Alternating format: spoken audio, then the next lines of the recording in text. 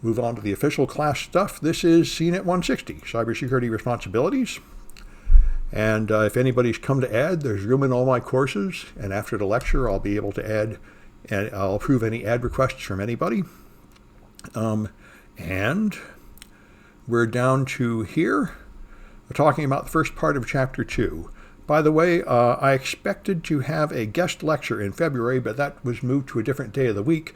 So in case you care, the deadlines of things about a month in the future have all become a week earlier. So I don't suppose anybody cares, but I just thought I'd mention it. That's why I put this note up here. It may be changed. Guest speakers are the main reason why I revised the schedule. Guest speakers often don't show up on the expected day. Anyway, so let's look at this chapter. All right, and this is all business stuff. So I found it a little confusing myself, but you get used to it. All right, so we're going to talk about information security governance. That's mainly what we're going to do today, and a lot of details of it. And then security strategy development is for next week. So governance, as you might imagine from the word government, this is the process senior management uses to control what happens beneath it. And so they define policies, objectives, they delegate authority to lower level management, and they monitor the operation of the company to make sure that it is making satisfactory progress towards their goals. That's the point. So information security governance is trying to make sure that processes are being done in a secure enough manner to achieve your security goals. And so you have considerations like risk management and change management and access management and these others, which can restrict what people can do, and vulnerability management and incident management, and business continuity planning, which plans how your business will continue to operate even in the case of a disaster, like a building burning down or a ransomware attack or something else that really greatly disrupts your normal business. You make a plan of how you will somehow succeed and survive despite that by moving to alternative systems or alternative locations or temporarily outsourcing processes or something of that nature while you repair the damaged stuff.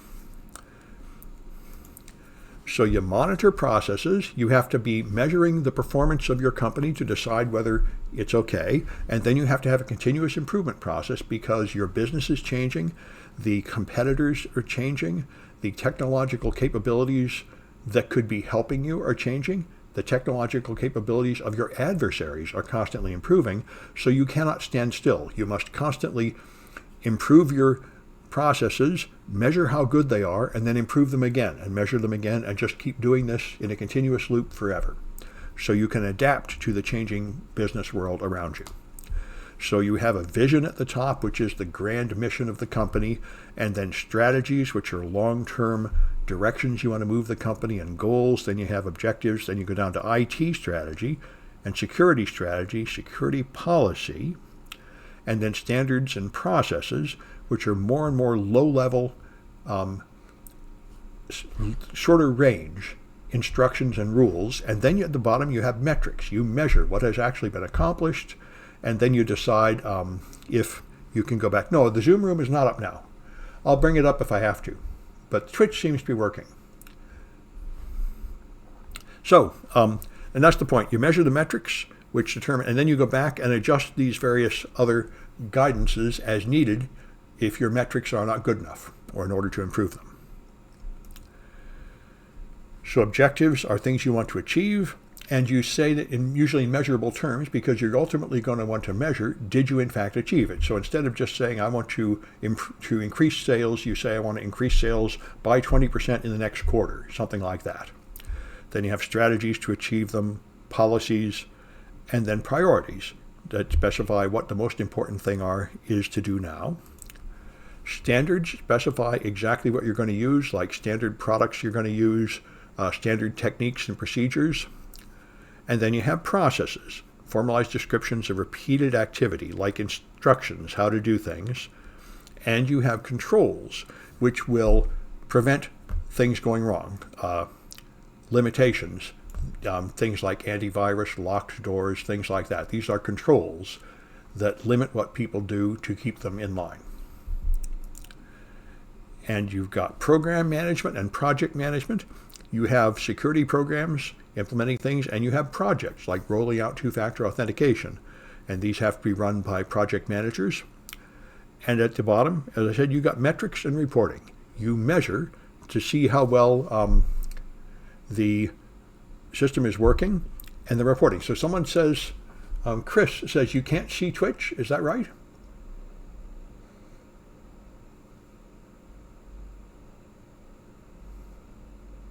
Is that what you're saying, Chris?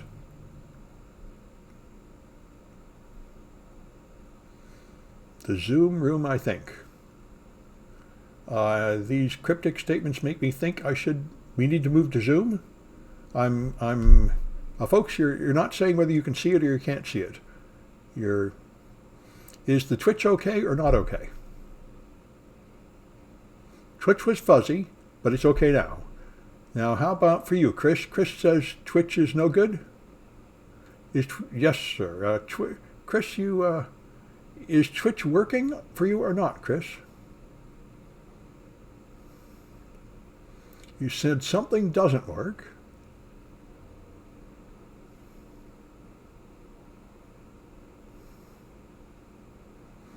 Well, all right. Okay, good. The people who I can understand can see Twitch.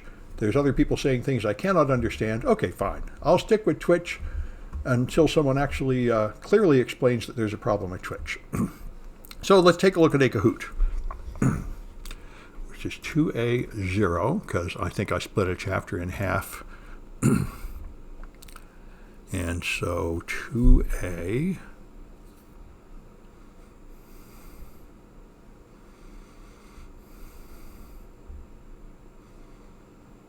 Right.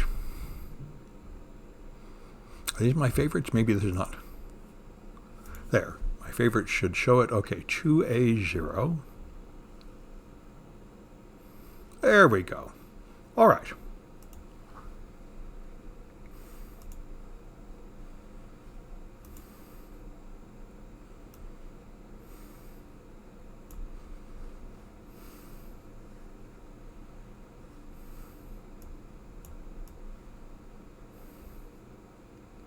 All right.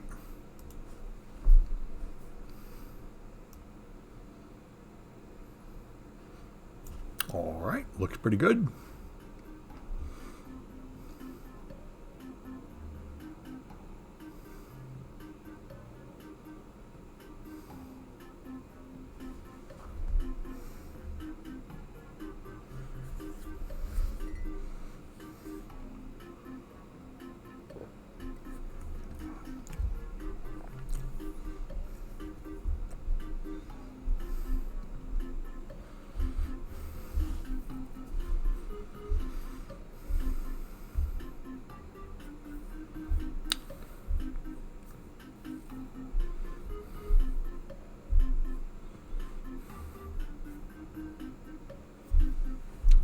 Who buys the ransomware insurance? In practice, practically everybody these days.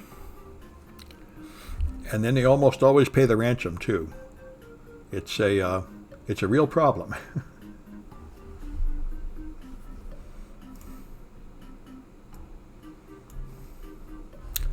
But every business finds it more practical to just get insurance and pay the ransom than to fight.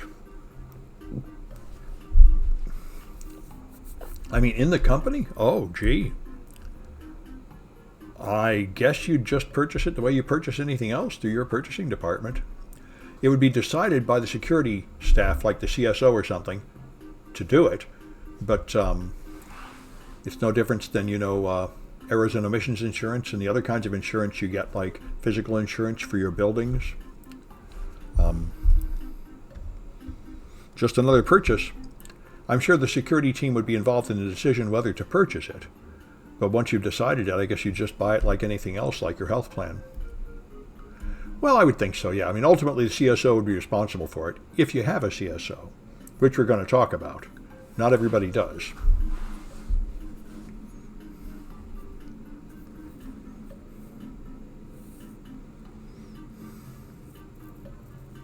Yeah. All right, let's try this.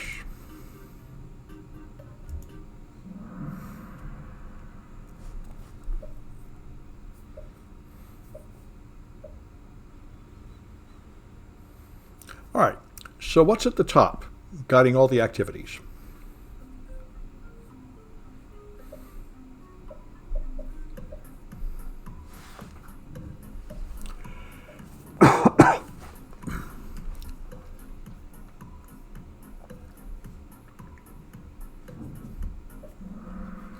It's your vision, just a grand vision of what this company is all about, like your mission statement. That's the highest level of governance, I should say. All right, so what part of the organization provides feedback to the others?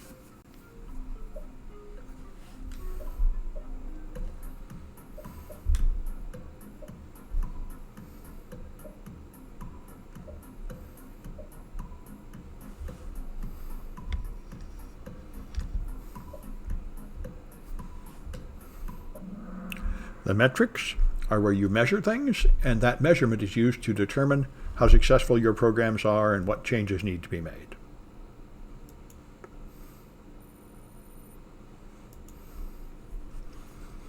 So, what artifact specifies desired capabilities or end states?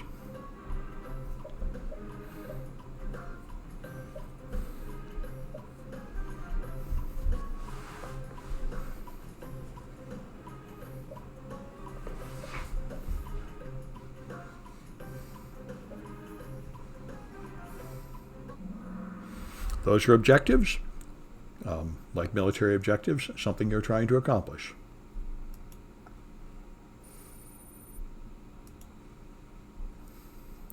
And what artifact drives a consistent approach to solving challenges?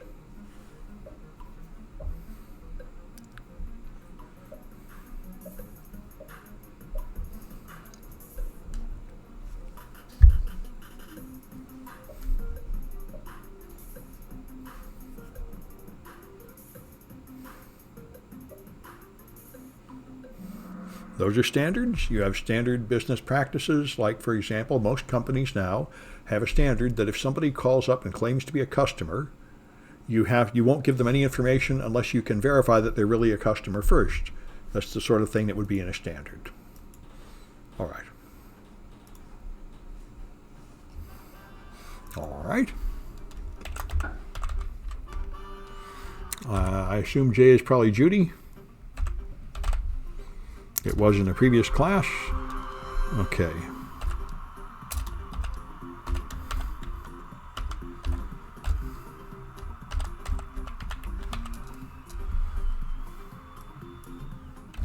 All right.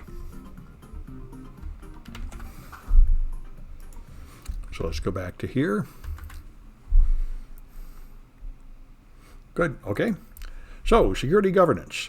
You need this because, of course, the whole organization depends on the information systems, and therefore you must have a level of security. And security is defined as these three things: confidentiality, integrity, and availability. Availability means that the systems are available to provide service to the authorized users. Integrity means that the data is reliable and has not been modified by unauthorized people. And confidentiality means the data is protected so that only the authorized people can read it. And you can't have any of these perfectly, and you have to decide what balance of these three properties is appropriate for your business. So risk management involves making assessments to determine how big risks are, and then using risk treatments to lower those risks. And then you improve your processes. You learn to measure security events, things that might affect your security, and security incidents, which are serious breaches of policy that must be investigated and fixed, like discovering malware or intruders in your network. And if you do have a security incident, then you have an incident response team that goes in and measures how bad the damage is, figures out how to fix it, and how to prevent it from happening again. So if you do have a good security governance team, this, of course, improves your company. You will be more likely to comply with laws, regulations, and standards. You will have better business continuity and disaster recovery capabilities if you have a proper security governance team. And you'll have metrics so you can measure things like violations, audits, training, policy changes. These measurements help you measure your current state of health and how to improve it. You'll be able to allocate your budget more effectively and be able to allocate things inside the IT team as well. And when it works, people will trust you. The other parts of your company will trust your security team. Your customers, suppliers, and partners will trust you. I mentioned probably before, Netflix is the king of this. Netflix is considered a very secure company. They have very high quality code. This security manager from Netflix came and visited the college and gave a talk to one of these classes. And I said, do you want to hire some of our students as interns? And he said, no, we never hire interns, and we don't want your graduates either. We don't hire anybody until they have had real work in industry for 5 years, because we have learned that nobody knows how to write secure code when they come out of college. They only learn that on the job. And we don't bother with anybody that doesn't already have enough experience to be good at it, and because they're kind of the best. Anyway, that's what you get. You get a reputation. Everybody knows they can trust you. So your security alignment has to your security program has to align with the principles. It is very common that a security officer of some kind will come into a company and start trying to change everything and shove everybody around until they're just hated for fouling everything up. And so you have to understand the company.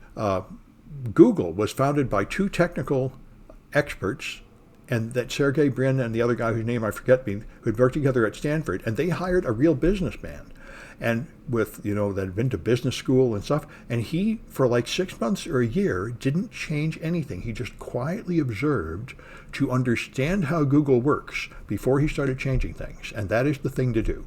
First, you must understand the business, and that is not something you can figure out in a day. You have to understand what their goal is, why they exist, what they're trying to achieve, how they do it, and especially their culture. How do they work? How do they report? You have to understand how it works before you can figure out how to improve it. So that's culture. And so here's some of the characteristics. Culture is the way people look at their job and their responsibilities. Then you have assets. Something is valuable at your company. You figure out how valuable. Then you have your risk tolerance. Does your company like to take bold risks, or is it very conservative, doesn't want to risk things? You got legal regulations and market conditions. All these things matter. And I say one other common mistake security professionals do is they just stop everything. You can't do this, that's too risky. You can't do that, that's too risky. Well, they didn't hire you to stop the business from moving forward. What they hired you, don't tell them you can't do that. Say, I will help you do that in a more secure way. That is what you want to do. Like this just happened at Twitter. Twitter just decided to jump with both feet into NFTs with their new CEO and tie Twitter directly to your MetaMask wallet so you can put an NFT in your profile. And they fired the security team. They said the security team was not in alignment with our new business move.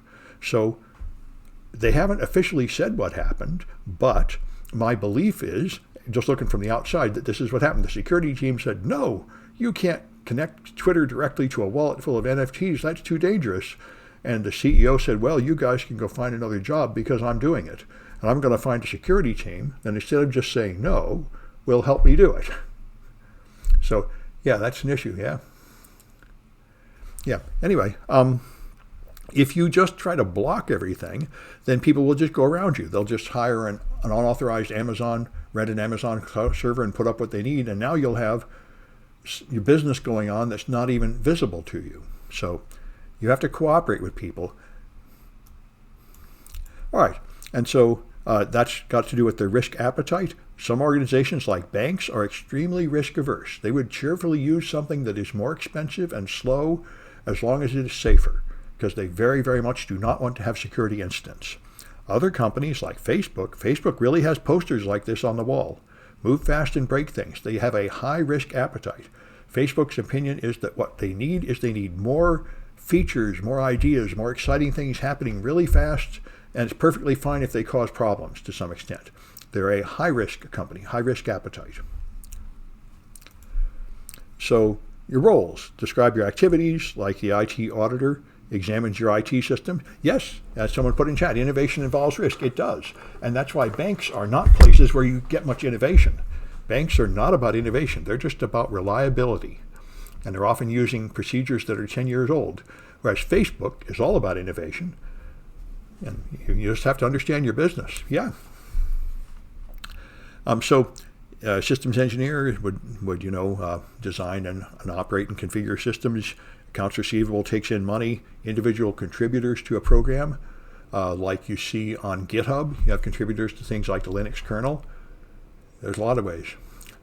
Well, yeah, Twitter never was very secure, but jumping into cryptocurrency and NFTs is the new CEO's big idea. And by the way, the old CEO was really big on cryptocurrency too, so it's kind of funny that he didn't do it earlier. So anyway, so here's the ranks you'll find at a company in order of increasing seniority. At the top is the board of directors.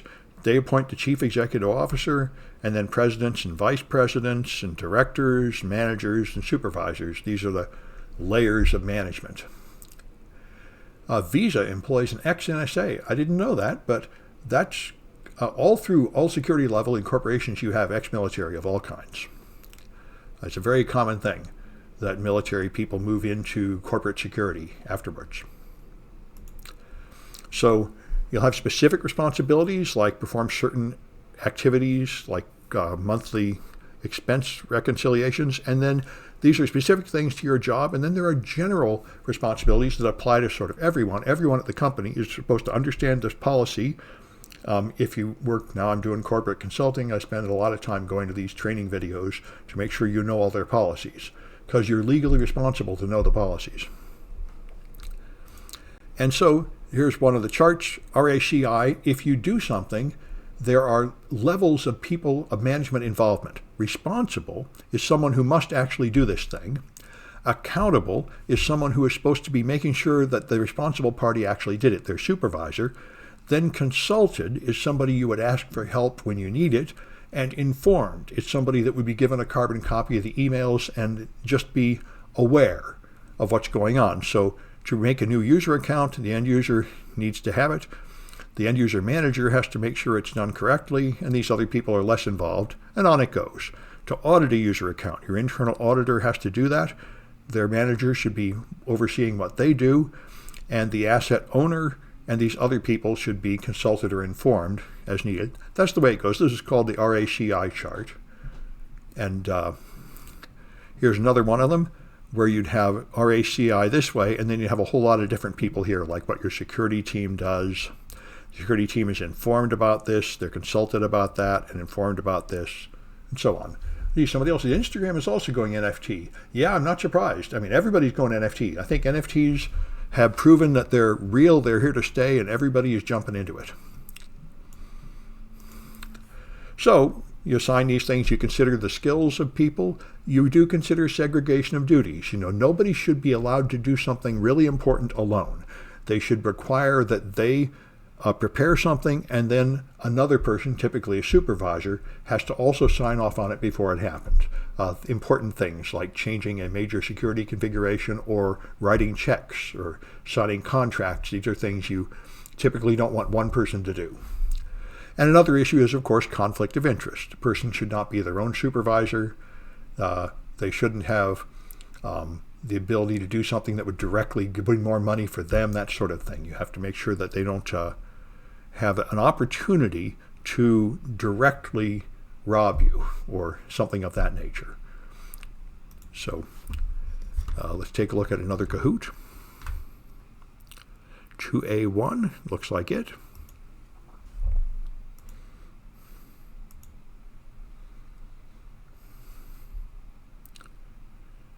Yeah, a lot of people were dead set on complaining about NFTs. I used to do that, but whether you like it or not, they're here. I gave up fighting them. You could say they make no sense, but a whole lot of things make no sense. Like alcohol and tobacco don't make much sense either, but they're here. No point pretending they're not. Anyway.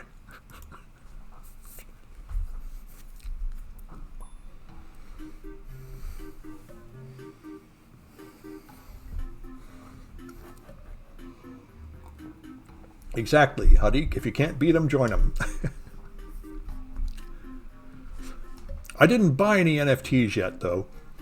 I did write a project for my students to mint NFTs, and I minted a few, but somehow nobody bought mine.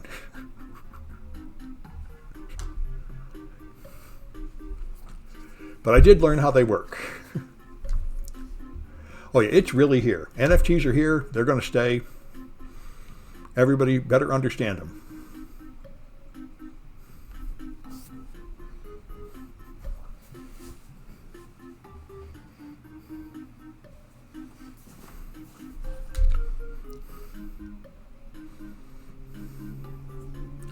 To be fair, the only thing NFTs I actually made for sale were NFTs of my tweets saying how terrible NFTs were. So somehow they didn't sell. Anyway. Yes, if you want to mint NFTs, I do have a link. I'll bring it up after the Kahoot. It's a homework assignment in my class from last semester. It's very easy to mint an NFT.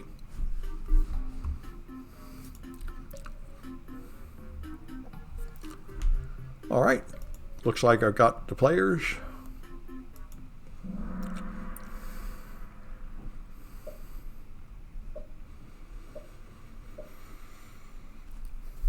All right. If a DDoS attack brings down your server, what has been compromised?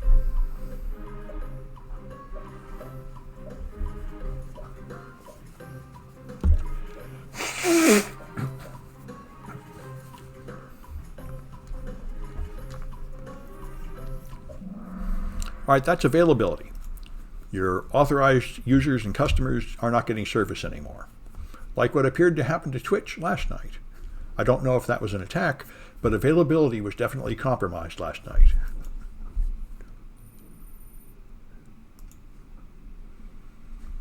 All right, what's the most important part of security?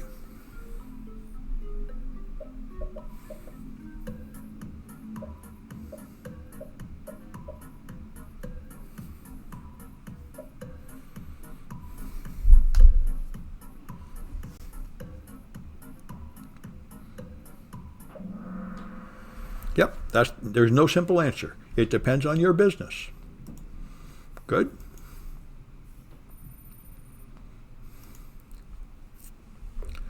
What is the A in RACI?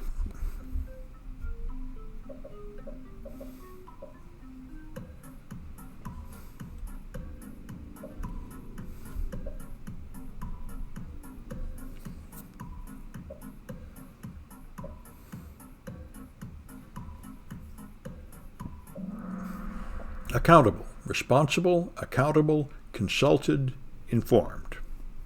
All right.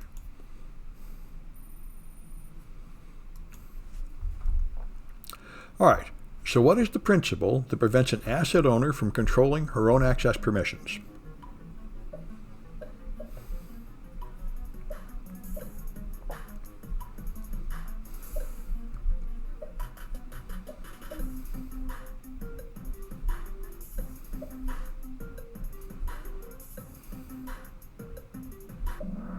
All right, this is conflict of interest. You can't be your own supervisor or you undo the whole thing.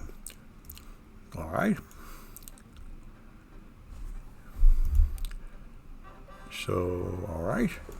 3 MICH stands. Jinx will probably have to tell me the real name. That doesn't look like a real name.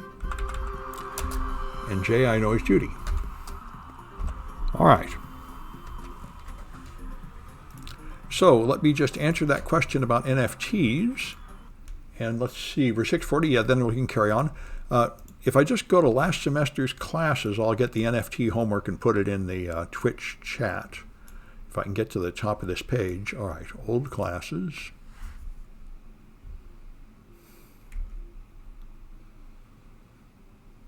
Yes. There we go, 141.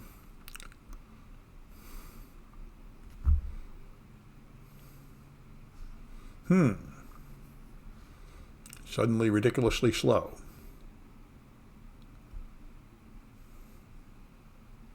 Oh good, a name for Jinx over here. I'll copy that while my page is being ridiculously slow to load. Copy, there we go. Okay, Jinx equals. Good, I got it. And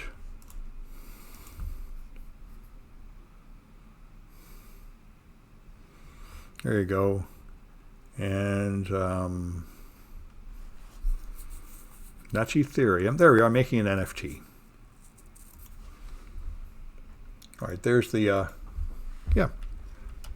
there's the instructions I gave him last semester for making an NFT, and somebody posted some videos so you can learn a lot more about them.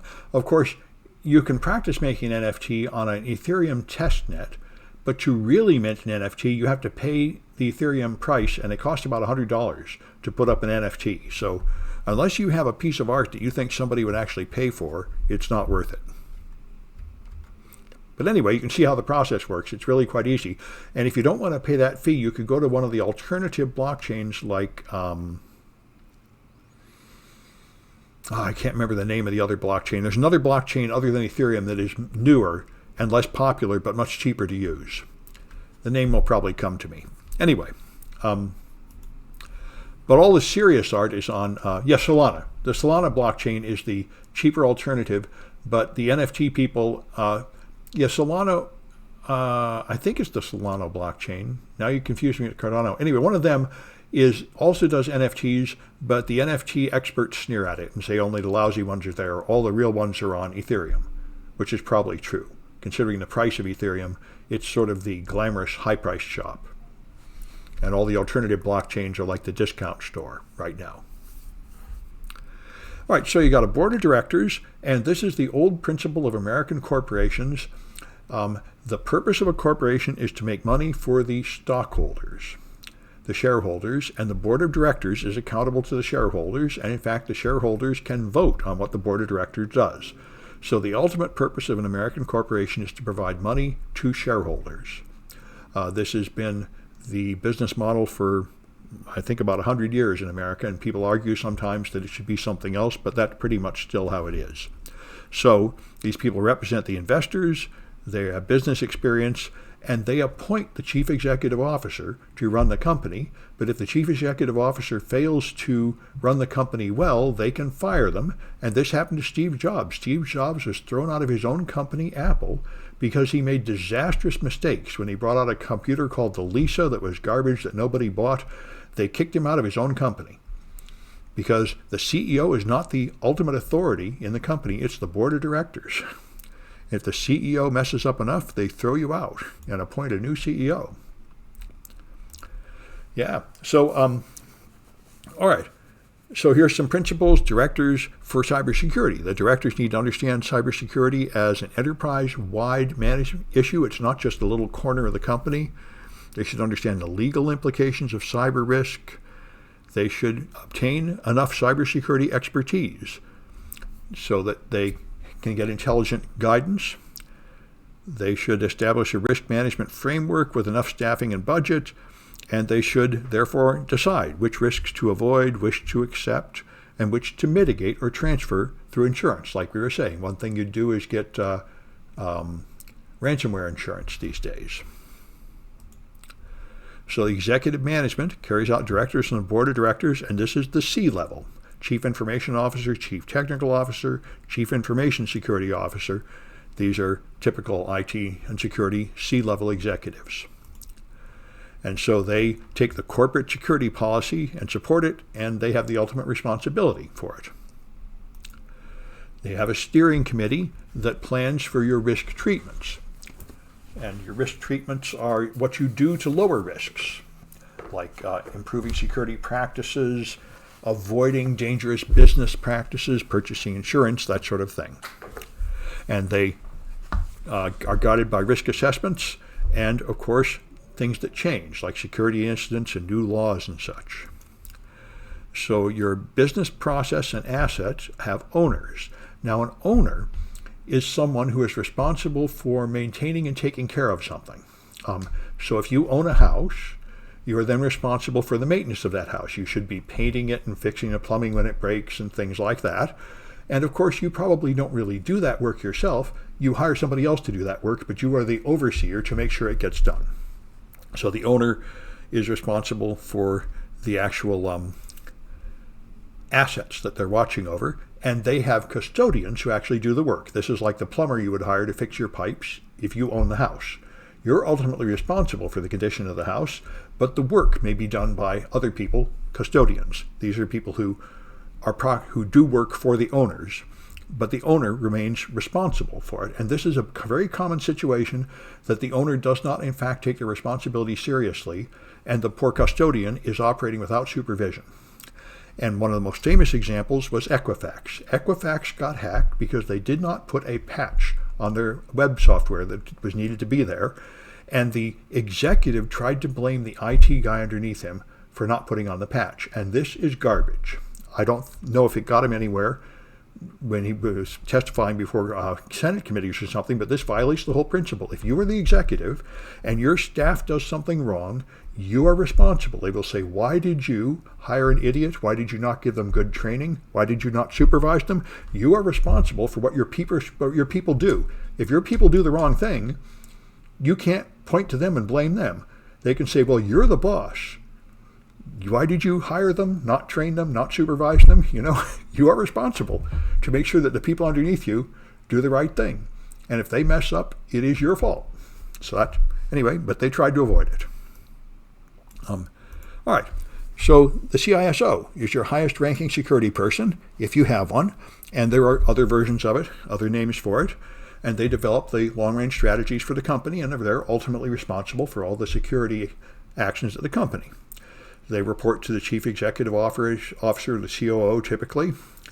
A lot of organizations don't have a CISO because they don't take security that seriously. They have someone lower in the organization chart managing security, and this is typically a company that doesn't take security as seriously. So the rank of the person responsible for security determines how important security is at your company. If you have a CISO, then you really take security seriously and you plan it into all your long-range plans and everything. If it's a vice president, then it's less important. If it's a director, it's even less important. And if it's just a manager, then you really don't take security very seriously at all, and you just have a low-level person putting on things like antivirus and firewalls, which is better than nothing, but it's a whole lot less taking security a lot less seriously than having someone higher in the chain that is answerable for security decisions. The chief privacy officer is another thing you might have if you have a lot of PII, like a company like Facebook that's got billions of customers, and if you go losing their personal information like their passwords and perhaps credit card numbers and all that, that would be bad.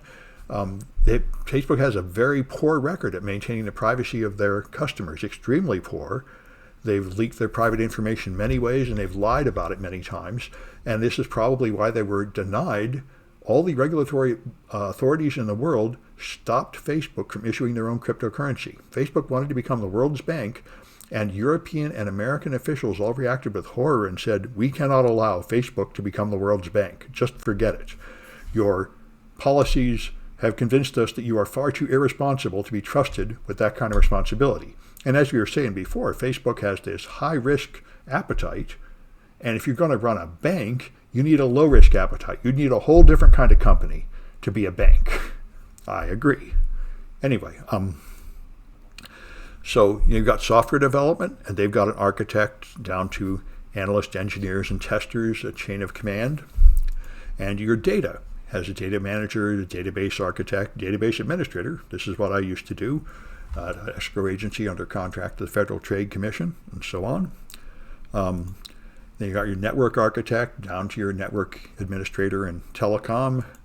You got your systems architect down to your systems administrator. Each little part of the company's got a chain of command. Your operations manager down to your systems operator and data entry, and so on. And your security architect down to your security analyst. This is the job most people that come straight out of college and are new in the industry, a beginning entry-level job is typically a security analyst, where you'll do something like examine logs or sit in a control room like Homer Simpson looking at a panel looking for alerts. And when alerts pop up, you will only, the first level, like first level tech support, you will just know what to do for like the 10 most common alerts. And anything else you pass on to a level 2. But that's how you start. A security analyst is a typical beginning entry-level job in the world of security. And then there are auditors. Just like financial auditors, you have security auditors, which check to see that you're obeying all the things you should be doing. For example, if you take credit cards, you have to match PCI compliance, and that means there's a whole list of things you have to do. You have to have certain control over the user accounts and certain levels of encryption and all these things, and you have an auditor that just checks to make sure that all these things are happening, and it then submits an audit report saying, here is my report, I did these tests and I verified that this and this and this are all in fact being done correctly. And you got your service desk with a chain of command, and your quality assurance, the people that find errors and bugs in their chain of command. And your general staff, everybody has to know the security policy, know acceptable use of things. Are you allowed to install games on the company equipment and play them and such? Reasonable judgment, like I mentioned before. So if people call you up out of the blue asking for things, you don't tell it to them unless you have verified first that they really are authorized to know. And you should know how to report security problems. It's quite common at companies with a bad security posture that people discover something wrong and they do not know who to tell. And they're not really sure that if they do tell the boss that something bad happened, that they won't get blamed and fired for it, and that sort of thing. That's a really bad security posture. In a company with a good security posture, people understand what to look out for and who to tell about it. And they trust the people above them not to punish them for reporting problems. So monitoring are the ways you watch to see what people are doing. You have internal audits, metrics that measure how efficient things are, performance evaluation from superiors or from everybody around you, and 360 feedback. And then you can have benchmarking, comparing, how many staff do we have doing this and how many staff do our competitors have doing this. Does our company appear to have some kind of problem, like too many people in one position, more than we should really have, or something like that. And then you got technical metrics, your firewall, your data loss prevention. All these devices have logs, which you can use to measure some degree of performance. And then you have business metrics, key risk indicators, goal indicators, and performance indicators. You choose to measure something like how many new sales per quarter, how many new products have been put out, how many recalls have there been, how many security flaws have we had to patch, things like that would be measurements of performance. And what you're hoping to get to, the old rule of business is you do make a business plan like I'm going to open a new factory and make more things. Well, you figure out how much that will cost, and you figure out how much more money it'll bring in, and you decide whether it's worth doing. But in security, improving your security, like switching from passwords to two-factor authentication, doesn't actually usually have any effect on sales or anything. So from one point of view, it's just a waste of money. You invest a bunch of money, you do not have any increased revenue, there's no return on the investment. So this is a problem. In order to justify security expenditures, you have to go to a more indirect justification, like obeying regulations, keeping up with your competitors, or meeting your responsibility to be safe. All you can do is talk about fear. If you don't do this, we might get hacked, and that would be a disaster. But you can't really promise that you will get hacked if you don't. You can't really promise that making the change will stop every hack, and you can't really say how likely the hack is, so it's not easy to figure out exactly how much money that justifies. Yeah, cheaper for corps to initially, not hard. Well, that's the issue. This is why it's tough. Boiling security down to dollars and cents is not easy. So here's what you'd like for metrics: specific, measurable, attainable, relevant, and timely. That's the smart stuff. These are metrics which could actually improve your business, where if you have metrics that convey these properties, then you could reasonably make a business decision. All right, let's go to two-factor authentication and then measure to see how much that improved things. And Google said when they went to two-factor authentication with these YubiKeys, they said the phishing rate went to 0. And that's something you could measure. How many people click on a link and actually install some junk from a phishing website? So that would be a measurement which might impress your management enough to pay for the cost. So here's some considerations. A leading indicator is good, so it helps predict future risk. Make sure the metric is actually related to a real business impact and not just something unimportant. And see if it influences decision making.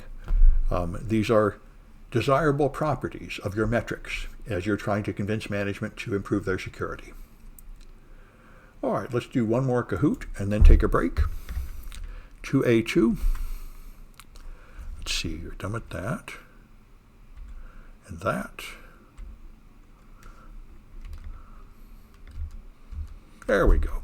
2A2 is here.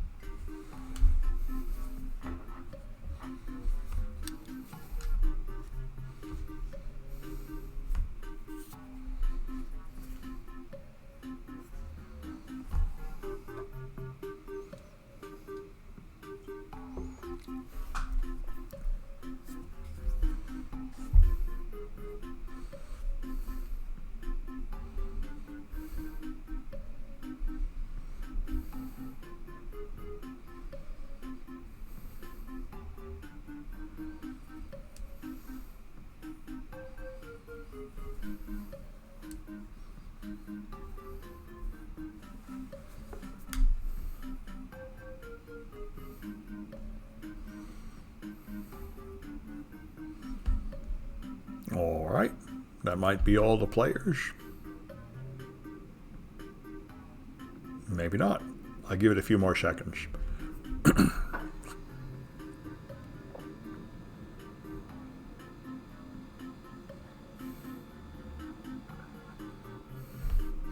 All right.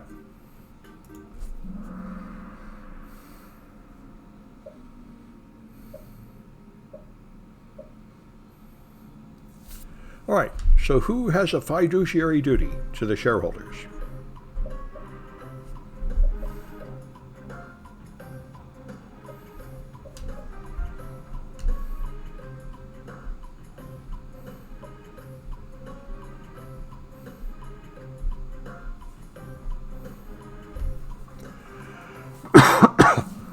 That's the board of directors. They are there to provide dividends to the shareholders. That is the ultimate purpose of a corporation.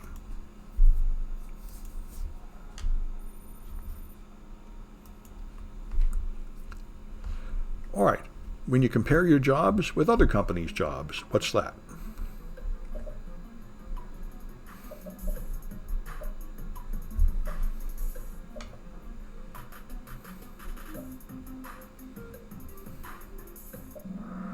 That's benchmarking. All right.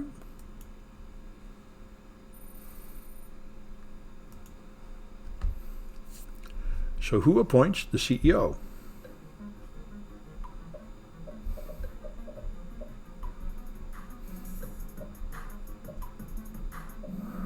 That's the board of directors.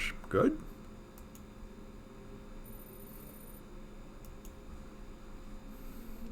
And what's the T in SMART?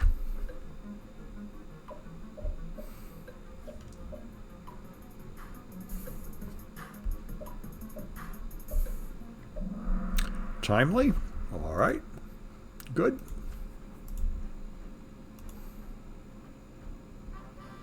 All right. Jinx has won twice.